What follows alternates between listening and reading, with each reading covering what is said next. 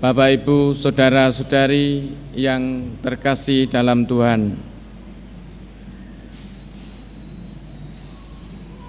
Beberapa ajaran gereja yang kita terima membingungkan di dalam kita menjadi sebagai orang beriman ini. Kalau hari Minggu yang lalu kita berbicara berkaitan dengan Allah Tritunggal Maha Kudus, pada hari ini gereja merayakan hari raya tubuh dan darah Kristus. Pengajaran dari gereja ini sungguh tidak mudah, karena kalau orang mendengarnya bahwa orang-orang Katolik itu adalah orang yang makan tubuh Kristus dan minum darah Kristus, menjadi aneh dalam pikiran manusia pada umumnya. Maka orang mau membuktikan apakah benar yang dimakan oleh orang-orang Katolik pada waktu Ekaristi itu adalah benar-benar ada unsur dagingnya. Maka kemudian ada yang orang mau mencoba. Dia bukan orang Katolik, tentu saja menerima tubuh Kristus itu, kemudian diam-diam diselidiki di laboratorium, apakah benar roti yang kecil itu mengandung daging Yesus. Nah, saudara-saudara yang terkasih, jadi hal yang berkaitan dengan keimanan itu mau dibuktikan secara rasio, pemikiran, ilmu pengetahuan, tentu tidak akan ketemu. Maka orang itu pun mengatakan bohong gereja Katolik itu, karena yang ada di situ adalah hanya gandum yang tanpa ada rasanya, campuran apa-apa. Nah, orang yang tidak beriman mengatakan bohong. Saudara-saudari yang terkasih, mungkin kalau kita juga ditanya akan mengatakan bingung sebagai orang Katolik bagaimana menjelaskan tubuh dan darah Kristus yang kita sambut setiap hari Minggu atau setiap hari dalam Ekaristi ini. Ajaran tentang tubuh dan darah Kristus adalah ajaran yang sudah cukup lama. Dari kitab Perjanjian Lama, Perjanjian Baru, sudah ada suatu ajaran berkaitan dengan tubuh dan darah, yang kemudian dalam Perjanjian Baru adalah tubuh dan darah ini menjadi tanda pengorbanan Kristus di salib. Saudara-saudari yang terkasih, selama kira-kira 2000 tahun, Gereja Katolik selalu mengajarkan bahwa Yesus Kristus sungguh hadir, real dan substansial, dalam bahasa teologinya seperti itu, di dalam Ekaristi, yaitu tubuh, darah, jiwa, dan kealahannya di dalam rupa roti dan anggur. Ini pengajaran kalau kita membuka juga Katekismus Gereja Katolik, kita akan menemukan ajaran ini. Pada saat imam selesai mengucapkan doa konsekrasi, inilah tubuhku dan inilah darahku, Tuhan secara ajaib mengubah roti dan anggur menjadi tubuh dan darahnya. Kejadian ini disebut sebagai transubstansiasi yang mengakibatkan substansi dari roti dan anggur berubah menjadi tubuh dan darah Kristus. Jadi yang tinggal hanyalah rupa roti dan anggur, tetapi substansi roti dan anggur sudah lenyap digantikan dengan kehadiran Yesus ini. Saudara-saudari yang terkasih, jadi perubahan roti dan anggur itu pada waktu peristiwa doa konsekrasi. Maka imam mengambil roti dan imam juga mengambil anggur dan menyatakan, inilah tubuhku dan inilah darahku. Di sini juga akan kelihatan sekali saudara-saudara peran dari pemimpin adalah imam. Seorang imam tidak mengatakan inilah darah Tuhan Yesus, tetapi inilah darahku. Bukan mengatakan inilah tubuh Tuhan Yesus, tetapi inilah tubuhku. Mau mengatakan bahwa imam yang memimpin dalam Ekaristi itu bukan mau mewartakan dirinya sendiri, bahwa yang dibagi-bagi ini adalah tubuh dan darah imam, itu bukan. Tetapi karena ia bertindak sebagai Kristus, maka dikatakan inilah tubuhku dan inilah darahku. Ya. Jadi saudara-saudara, memang tidak semua orang bisa untuk mendoakan doa konsekrasi ini. Hanya orang-orang tertapis yang dipilih secara khusus, yang menjadi Kristus yang lain dalam perayaan ini.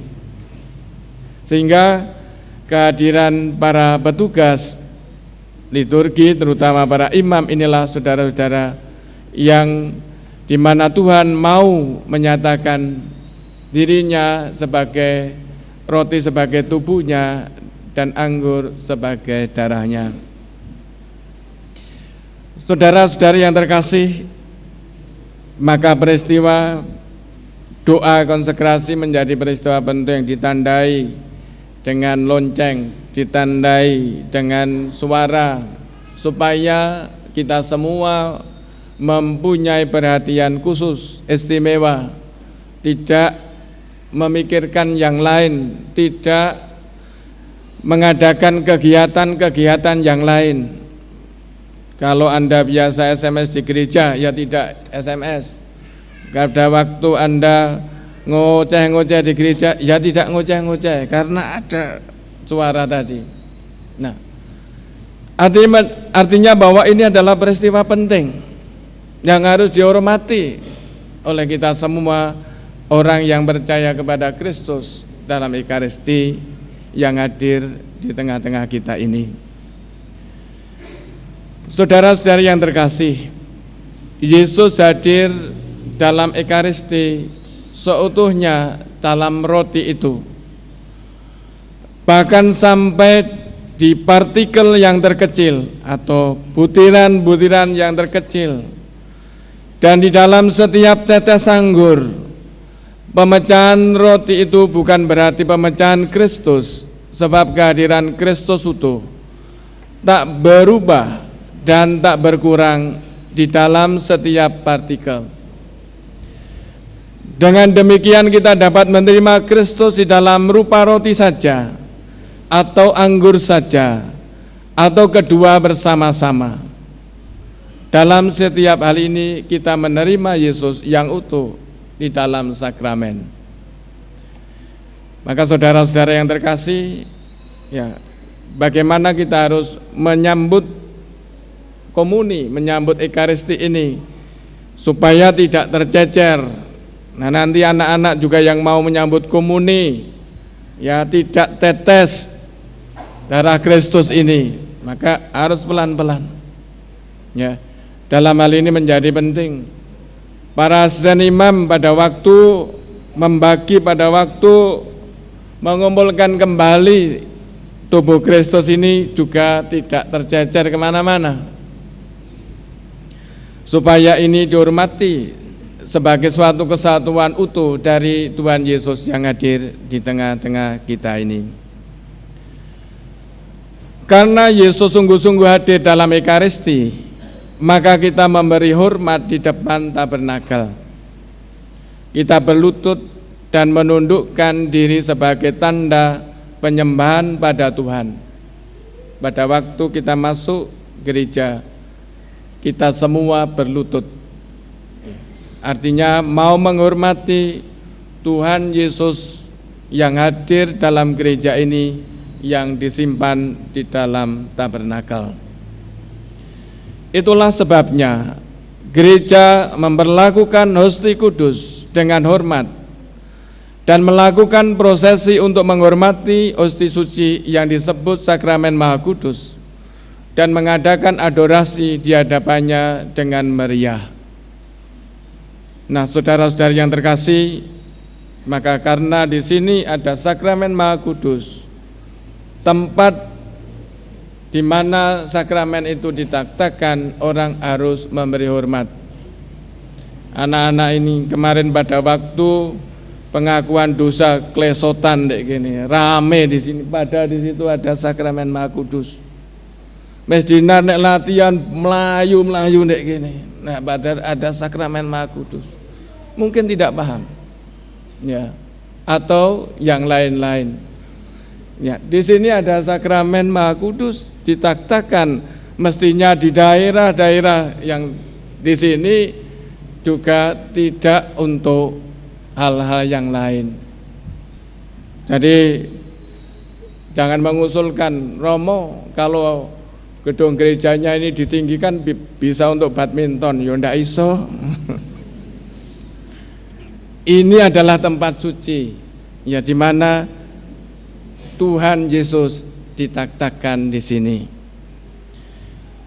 Maka saudara-saudara yang terkasih, ketika masuk dalam rumah suci ini, ya, kita disadarkan supaya kita, ya, dalam keadaan menghormati.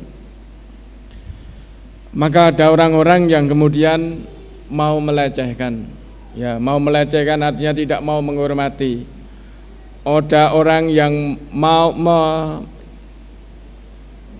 menyambut komuni tetapi tidak beriman akan komuni itu, maka kemudian, ya, dilecehkan, dibuang atau diapa, ya, itu artinya adalah penghinaan kepada Yesus, penghinaan kepada Yesus yang hadir dalam sakramen Maha Kudus ini.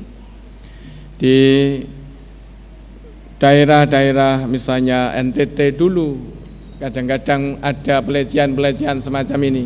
Jadi ada orang yang datang menerima tetapi kemudian, ya, tidak diimani dan tidak dimakan, kemudian diperlakukan penghinaan seperti itu. Maka dari cerita orang NTT beberapa kali terjadi, ya, salah paham, kemudian bentrokan karena melecehkan sakramen Maha Suci ini.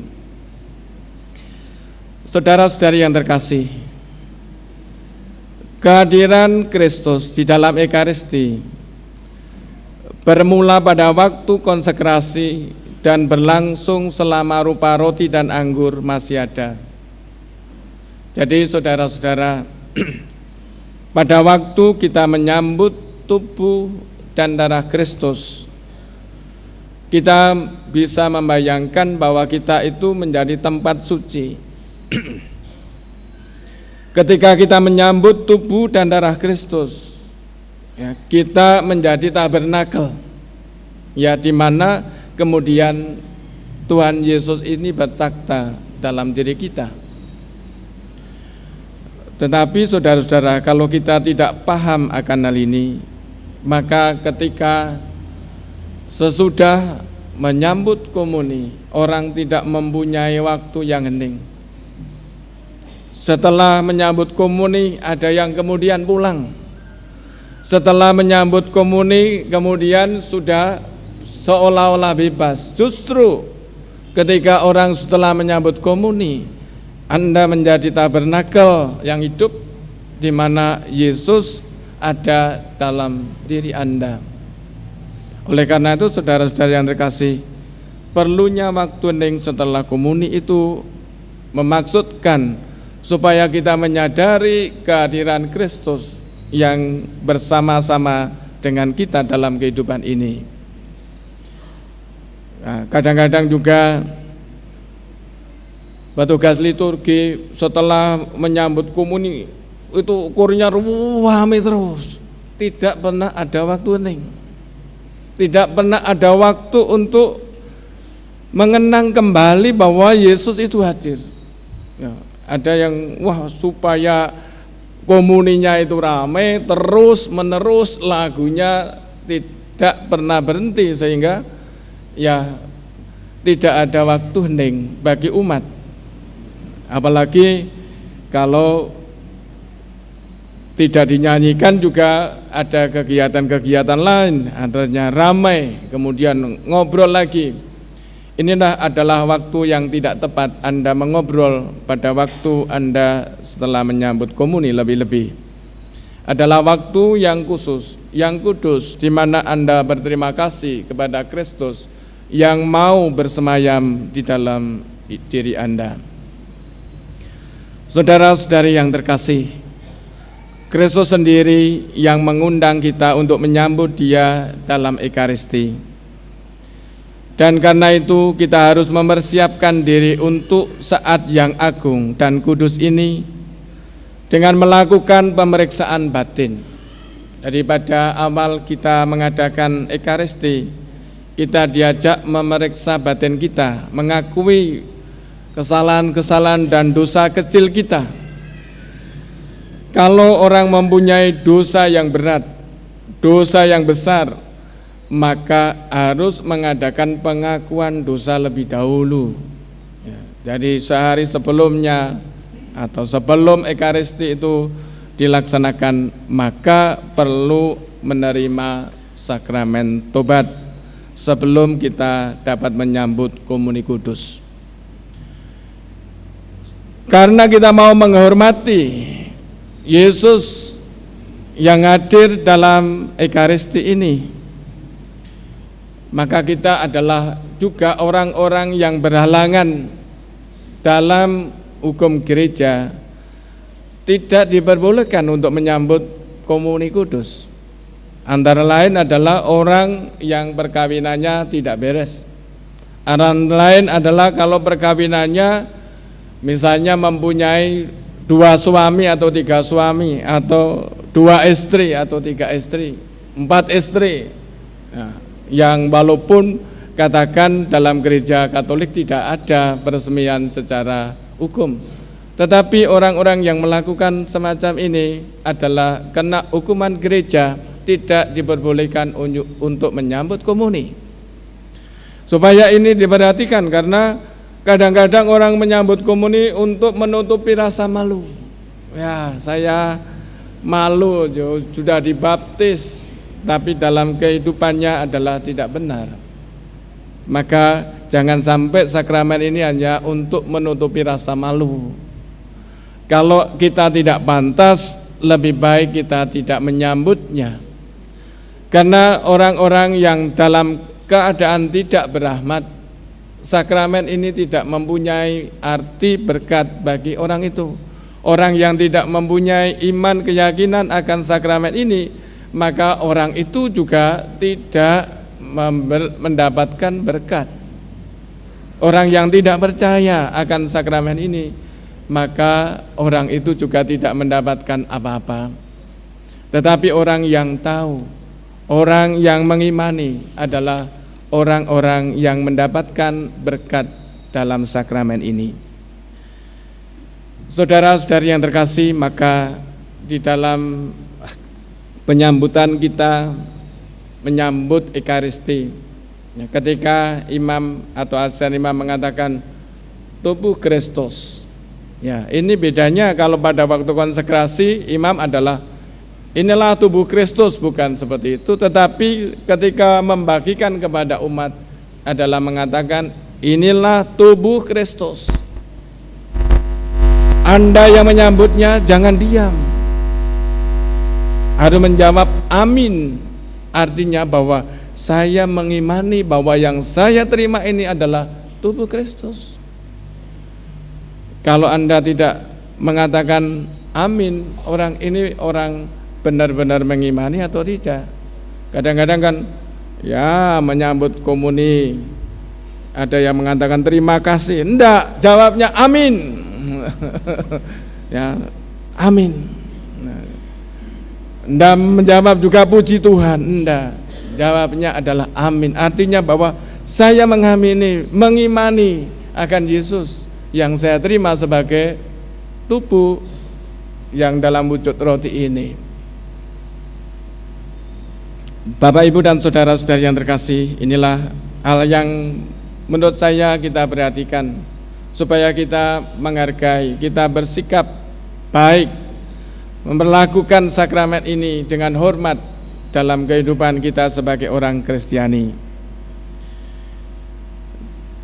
Saudara-saudari yang terkasih, buah-buah kalau orang menyambut Ekaristi adalah komuni memperdalam bersama kita dengan Yesus. Hal ini berdasarkan atas perkataan Yesus sendiri. Barang siapa makan dagingku dan minum darahku, ia tinggal dalam aku dan aku di dalam dia. Jadi di sini orang yang menyambut komuni memperdalam persatuan dengan Kristus. Ya. Buahnya adalah mempunyai relasi yang dekat dengan Kristus. Maka kadang-kadang ya pernah saya menjumpai orang yang baru saja menyambut komuni, orang yang berdoa khusyuk setelah komuni, setelah pulang keluar dari gereja, ya mobilnya kegores sedikit, kemudian sudah marah-marah dan tidak mau mengampuni orang yang nyerempet sedikit saja. Ya. Artinya apa yang sudah terjadi di sini bahwa mempunyai kesatuan dengan Kristus ini setelah keluar sudah tidak ada kesatuan dengan Kristus. Padahal komuni yang ia terima adalah mempersatukan dengan Kristus sampai kapanpun. Komuni memisahkan kita dari dosa, karena dengan mempersatukan kita dengan Kristus, kita sekaligus dibersihkan dari dosa yang telah kita lakukan dan melindungi kita dari dosa-dosa yang baru. Jadi komuni pula adalah bisa menghapus dosa-dosa kita dan juga di sini melindungi kita dari dosa-dosa yang baru. Artinya bahwa orang yang menyambut komuni kemudian mempunyai cara hidup seperti Kristus, tidak melakukan dosa-dosa yang sama lagi atau bahkan yang berlebih. Maka dikatakan tidak membuat ya orang itu jatuh dalam dosa-dosa yang baru, atau dengan komuni itu melindungi dari dosa-dosa yang baru. Ekaristi membangun gereja dalam kesatuan. Oleh Ekaristi, Kristus mempersatukan kita dengan semua umat beriman menjadi satu tubuh, yaitu gereja. Ekaristi memperkuat kesatuan dengan gereja yang telah dimulai pada saat pembaptisan. Kesatuan dengan gereja ini mencakup gereja yang masih bersiarah di dunia, gereja yang sudah jaya di surga, dan gereja yang masih dimurnikan dalam api pencucian. Jadi dalam pandangan gereja Katolik, gereja itu ya ada yang masih berjuang seperti kita, ada yang sudah mulia adalah gereja orang-orang suci, dan gereja yang masih menderita adalah orang-orang atau tempat di mana jiwa-jiwa ada di api pencucian. Oleh karena ini dengan Ekaristi kita menyatukan gereja yang satu ini, baik yang masih berjuang, baik yang ada dalam api pencucian maupun yang sudah mulia dalam kerajaan surga. Saudara-saudari yang terkasih, Ini buah-buah paling tidak berkaitan dengan Ekaristi. Jadi dengan menyambut Ekaristi kita harus memiliki buah-buahnya, bukan hanya sekedar kewajiban, tetapi suatu yang dalam hidup ada buah-buah kebaikan dalam hidup kita. Pada hari ini saudara-saudara, kita akan menerimakan komuni kudus bagi anak-anak kita. Ada 34 dari anak-anak yang sudah dipersiapkan, tapi bahwa dalam kenyataan anak-anak ini belum mengerti benar tentang arti komuni kudus ini. Ketika rekoleksi dengan saya bertanya satu persatu, sampai di mana sih pengetahuan imannya tentang Ekaristi ini? Ya, sebagian besar masih memprihatinkan. Ya, artinya bahwa anak-anak ini dalam proses untuk menjadi orang Katolik yang lebih mendalam imannya, maka tugas dari orang tua ini, ya, tanpa ada pendampingan dari orang tua terus menerus, anak-anak ini ya mengertinya cuma ya itu saja. Ya, tidak berhenti pada menyambut Ekaristi komuni pertama selesai, bukan, tapi adalah tugas orang tua ya mengembangkan iman yang sudah ada dalam diri anak-anak ini supaya dekat dengan Yesus. Maka setelah menyambut komuni, bukan kemudian anak-anak ini ya tidak pernah ke gereja. Ada yang setelah menyambut komuni, saya bertemu, kok kamu tidak pernah ke gereja? Iya, bapak dan ibu saya tidak mau mengantar.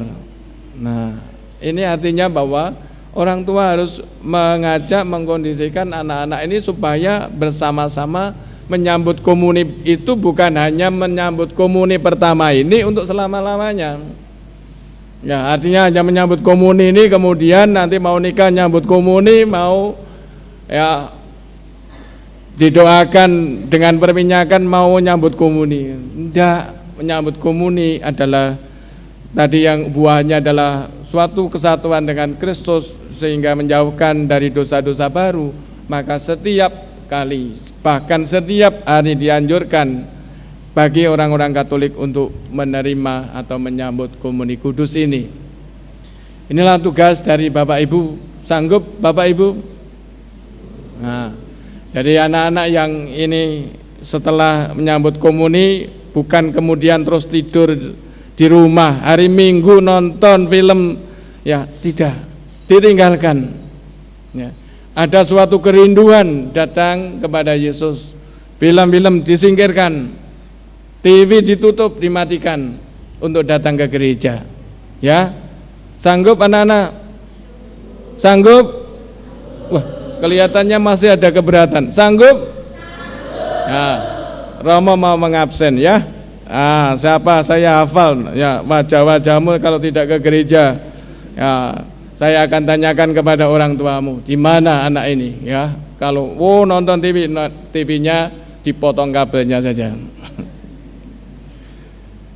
Kemudian juga bahwa anak-anak ini akan bertumbuh dalam imannya. Berikanlah kesempatan untuk ikut kegiatan-kegiatan yang ada di paroki ini. Ada yang mau jadi mesina, ada yang juga meneruskan menjadi kelompok-kelompok bina iman.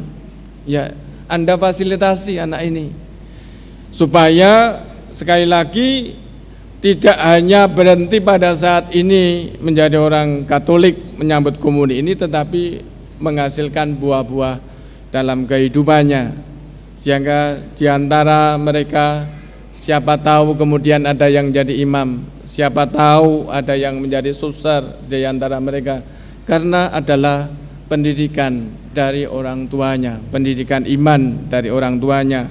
Rumahnya menjadi gereja bagi mereka dalam mengembangkan iman yang sudah tumbuh dalam dirinya. Bapak, Ibu, dan saudara-saudari yang terkasih, mari kita syukuri hari raya tubuh dan darah Kristus ini. Semoga peristiwa ini mengingatkan kita akan luhurnya sakramen Maha Kudus yang kita terima setiap kali di dalam Ekaristi. Tuhan memberkati kita semua.